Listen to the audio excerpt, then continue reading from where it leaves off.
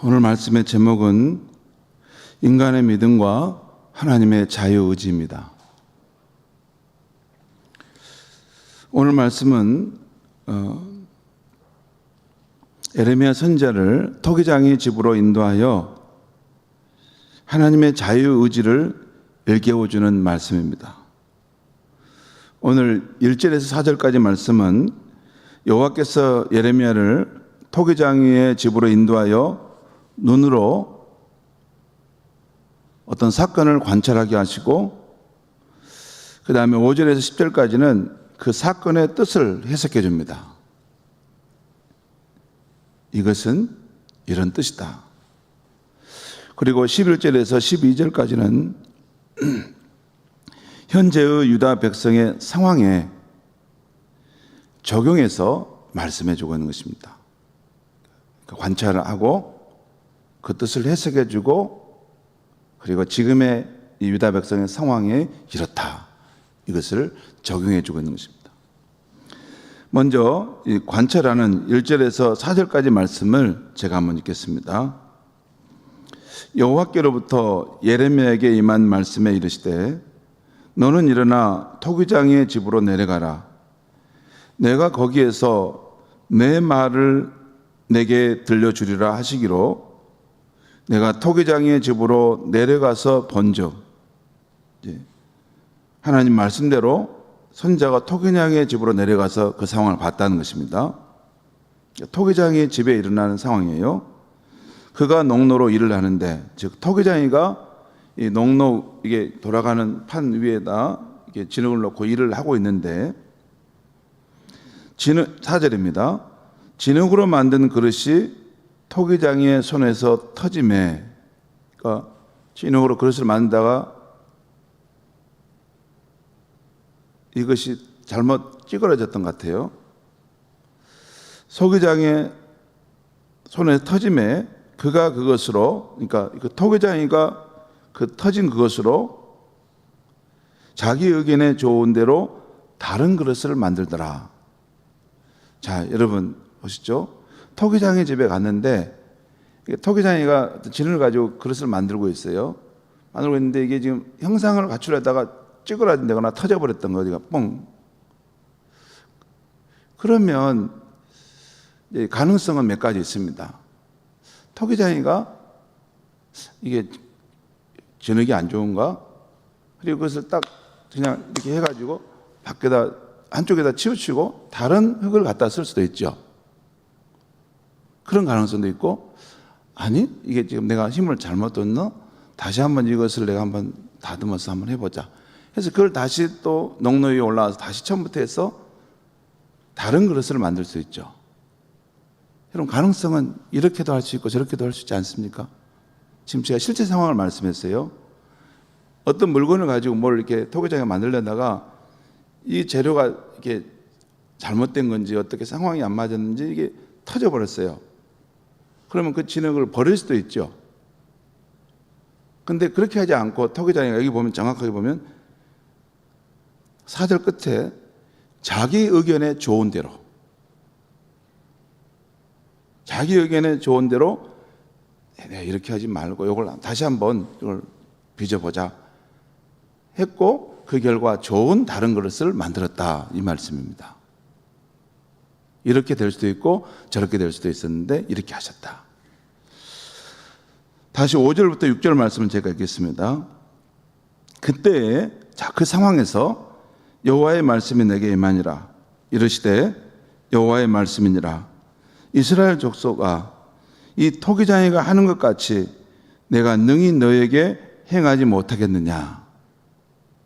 이 사람인 이 토기장이가 이렇게 한다면 전능자이신 하나님은 얼마든지 자유의지로 이렇게도 하고 저렇게도 할 수 없겠느냐. 그 말은 능히 할 수 있다는 뜻입니다. 6절 끝의 말씀입니다. 이스라엘 족속아, 진흙이 토기장의 손에 있음 같이 너희가 내 손에 있느니라. 토기장의 손에 진흙이 있는 같이 이스라엘 백성들아, 너희는 전능자인 내 손 안에 있다, 그 말이에요. 여러분, 그 진흙에 비해서 그 토기장이가 가진 그 권세가 있고, 또 이스라엘 족속에 대해서 여호와 하나님이 가진 권세가 있죠. 진흙에 대해서 토기장이가 가진 권세와 이스라엘 백성에 대해서 여호와 하나님이 가진 권세는 비교할 수가 없죠. 여호와 하나님은 자존자이시고 이 우주 만물을 말씀으로 창조하신 분이세요. 그러니까 토기장이가 그 진흙을 자기 뜻에 따라 이렇게 저렇게 할 수 있을 정도라면 그 자존자이고 전능하신 하나님의 그 손 안에서 그 놓여 있는 그 이스라엘 족속은 하나님이 더욱더 어떤 방향으로든지 그 상황을 만들 수 있는 역동적인 힘을 갖고 있다는 것이죠. 여러분, 여호와 하나님은 이 우주 만물을 주관하시지만 우주 만물보다 더 크신 분이십니다. 우리가 그 여호와 하나님이 어떤 분인지를 어느 날 묵상해 보면 아득합니다.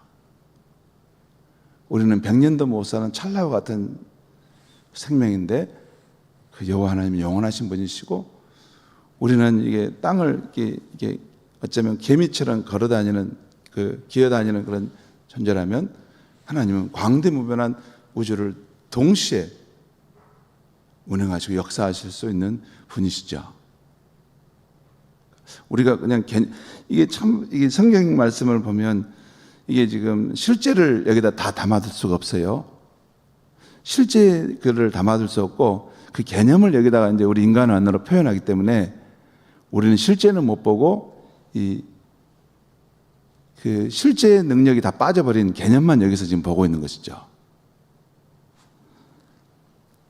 아무튼 하나님께서 말씀하시기를 이스라엘 족속아, 진흙이 토기장의 손에 있음 같이 너희가 전능자인 내 손에 있다라는 거예요. 7절에서 10절까지 말씀 보겠습니다. 또 제가 읽겠습니다. 내가, 지금 하나님을 말씀하는 거죠. 하나님께서 어느 민족이나 국가를 뽑거나 부수거나 멸하려 할 때 만일 내가 말한 그 민족이 그의 악에서 돌이키면, 그러니까 어떤 민족에 대해서 하나님이 어떤 뜻을 가지고 있는데 그 민족이 그들의 악에서 돌이킨다면 내가 하나님께서 그에게 내리기로 생각하였던 재앙에 대하여 뜻을 돌이키겠고, 하나님의 자유의지죠. 내가 이렇게 하려고 했는데 그렇게 하지 않고 그 뜻을 돌이키겠다는 거예요. 또 9절 10절 말씀 보겠습니다. 내가 하나님입니다.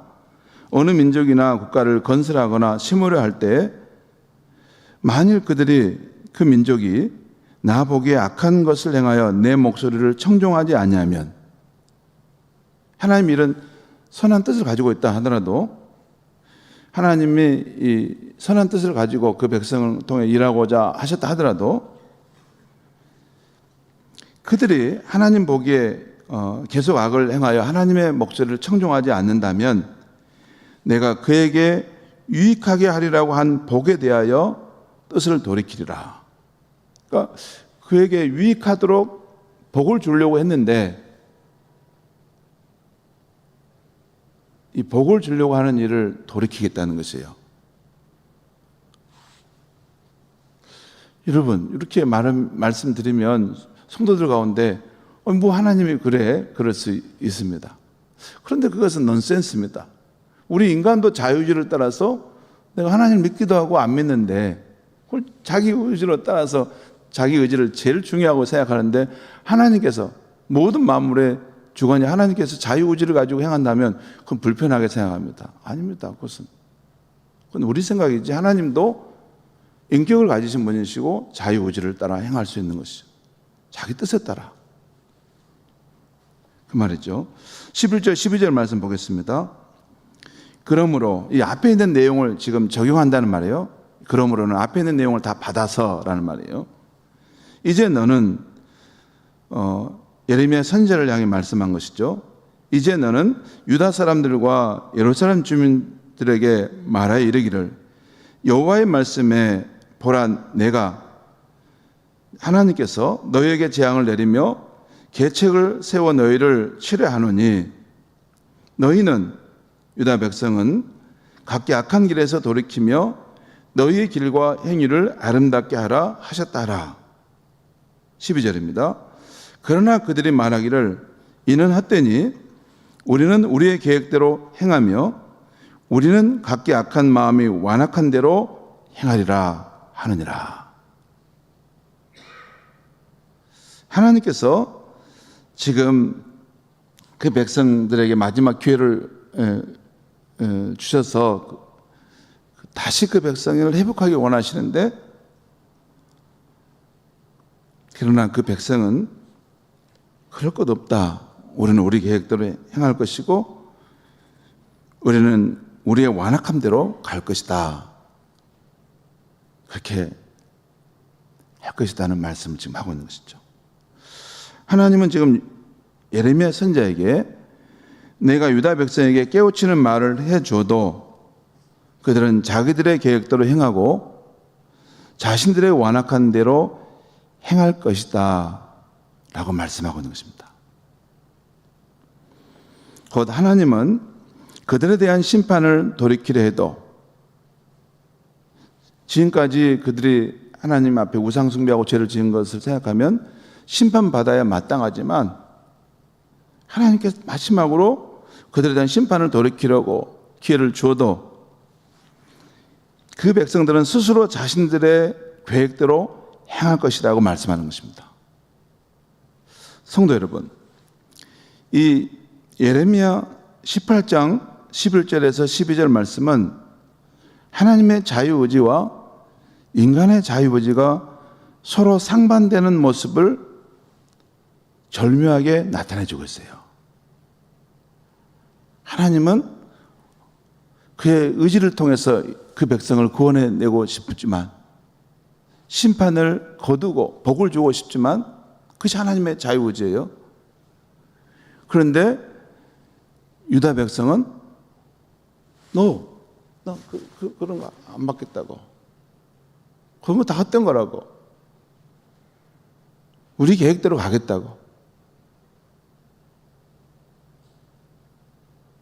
그렇게 하겠다는 것입니다. 여기서 하나님의 자유의지와 인간의 자유의지가 서로 상반되는 상황 속에 지금 나타나고 있는 것이죠. 그 유다 백성들이 마음을 돌이켜서 하나님의 그런 선한 뜻, 자유의지에 따라갔다면 그들이 소망의 그런 길이 열렸을 텐데. 성도 여러분, 어제 태풍 카눈이 우리 한반도를 남해부터 해서 지나갔습니다. 제가 어제 아침 이 새벽 예배 시간에 태풍 카눈이 큰 피해가 없이 지나가도록 기도를 했습니다. 우리 앞에 예배 시작할 때 기도를 했어요. 기도한 이유는 제 마음에 걱정이 돼서 하나님 앞에 이 태풍이 이 민족에 어려움을 주지 않게 해달라고 기도하고 싶어서 기도했습니다. 그런데 한 성도님이 어제 저녁에 제게 전화를 주셔서 목사님이 새벽에 그 태풍에 대해 기도했는데 이번 태풍이 참 순하게 지나갔어요 라고 말씀하는 거였어요. 여러분 어떻습니까? 이번 태풍 카눈이 지나갔을 때 저뿐만 아니라 이 땅의 많은 크리스찬들이 함께 기도했을 것입니다. 태풍 카눈이 큰 피해를 주지 않고 이 땅을 지나가도록 말입니다. 어떻습니까? 그렇게 우리들이 기도하니까 태풍이 안전하게 지나간 것입니까? 아니면 우연히 그렇게 지나간 것입니까? 여러분 실제 믿음을 지금 제가 물어보는 것입니다. 여러분 어떻게 생각하십니까? 우리가 기도하니까 태풍이 안전하게 지나갔습니까?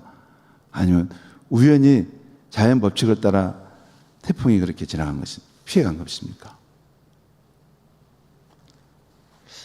근본 태풍이 이 한반도 땅을 안전하게 지나가는 문제는 세 가지 요소가 영향을 미칩니다.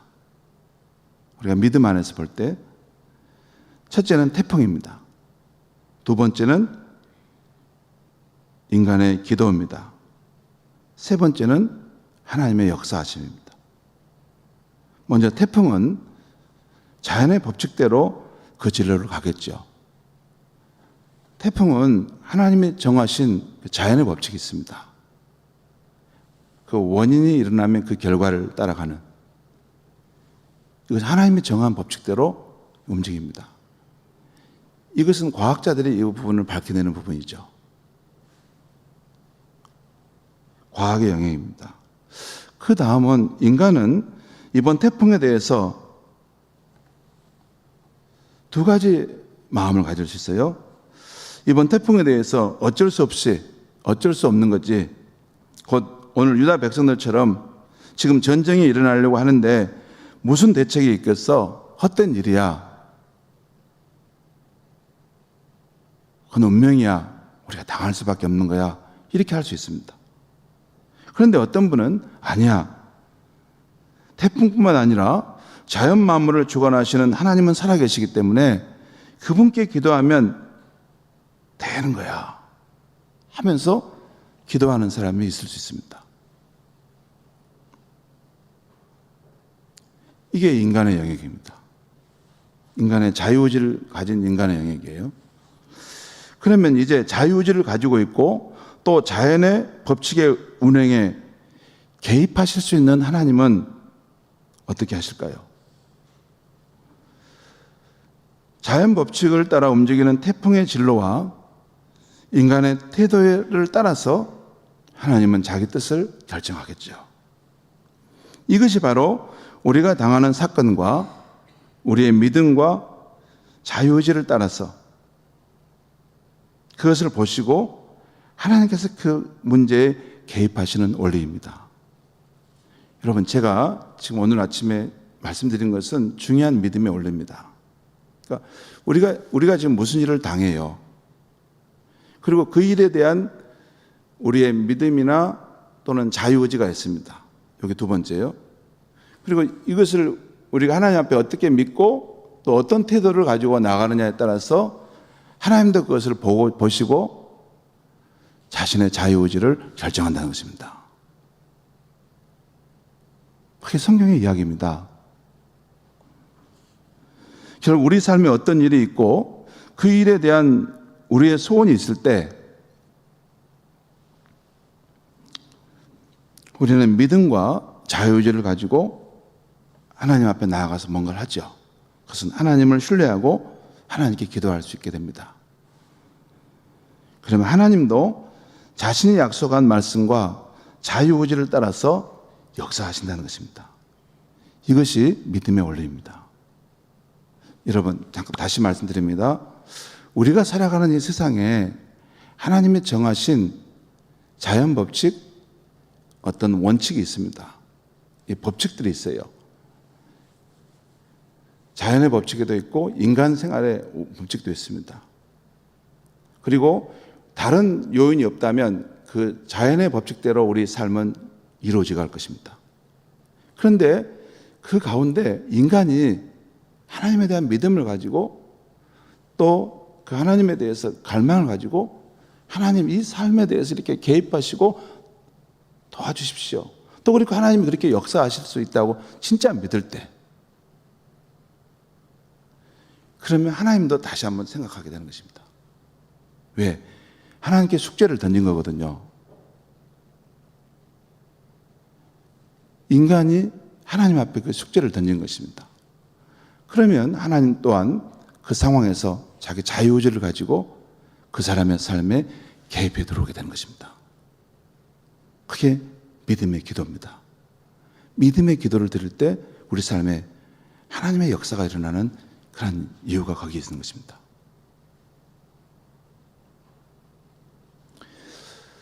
그게 예수님께서 오셔서 뭡니까? 오병이어의 기적을 행하시고 보리떡 5개 물고기 2마리로 5천 명이 먹이시고 남는 그런 기적을 행하시고, 또 바디메오나 또 사람들이 예수님께 나와서 간절함으로 믿음을 가지고 구할 때 예수님을 통해서 하나님의 구원의 역사가 나타났던 그 원리들이 바로 이런 인간의 자유의지와 믿음을 가지고 하나님 앞에 강구했기 때문에 그랬던 것입니다. 그래서 시편 37편에 이런 말씀합니다. 여호와를 의지하라. 내 길을 여호와께 맡기라. 그를 의지하면 그가 이루시고 내 의를 빛같이 나타내시며 내 공의를 정의의 빛같이 하시리로다. 그러니까 우리가 어떤 상황 속에서 하나님을 의지하고 하나님께 우리의 길을 맡기고, 이건 믿음이죠.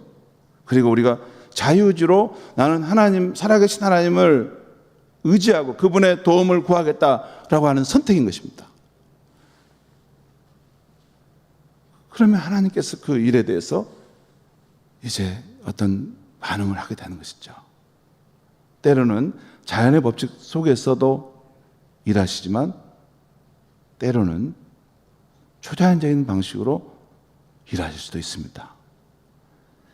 그것은 하나님의 자유입니다. 자유입니다. 하나님이 자연의 법칙을 지키시는 분이시지만 자연의 법칙에 매이는 분은 아니십니다. 그럴 때 기적이라는 것입니다. 우리 상상을 뛰어넘는, 의사 선생님도 그렇잖아요. 이거 선생님, 이게 병 나은 것은 이거 있을 수 없는 일인데 어떻게 나왔죠? 있을 수 없는 일인데 어떻게 나왔죠? 그 사람의 삶 속에 하나님의 초자연적인 역사가 일어난 것입니다. 여러분, 실제적으로 우리 기독교 안에 믿음은 그런 하나님의 역사를 가져올 수 있는 믿음인 것입니다. 기도하겠습니다. 하나님 아버지, 오늘 아침에 주신 말씀을 붙들고 또 나아갑니다. 하나님, 우리의 인간의 믿음과 또 하나님의 자유의지에 대한 말씀을 주셨습니다. 하나님, 우리가 이 세상에서 어떤 일을 당할 때 일반적으로는 자연 법칙과 또 사람의 법칙을 따라서 그 일이 이루어지겠지만 우리가 하나님 앞에 간절한 믿음을 가지고 자유의지를 발현해서 하나님, 내 자녀와 내 가정과 내 인생의 이런 문제에 대해서 개입해 주십시오. 우리 인간의 힘으로는 무엇도 할 수 없습니다. 하나님, 우리를 불쌍히 여겨주시고 하나님의 구원의 역사를 나타내 주십시오 할 때 모든 만물의 주인이신 하나님께서, 우리 인간의 운명을 결정하신 하나님께서 우리의 눈물의 기도를 들으시고 얼마든지 역사하실 수 있다는 것, 하나님, 이것이 우리 기독교 세계관이고 우리들의 믿음이라는 것을 알고 인생의 문제가 어렵고 내 힘으로 아무것도 할 수 없을 때 하나님 앞에 나와서 진심으로 기도하고 하나님의 구원의 역사를 경험할 수 있는 성도님들이 될 수 있게 하여 주시옵소서. 예수님의 이름으로 기도하옵나이다. 아멘.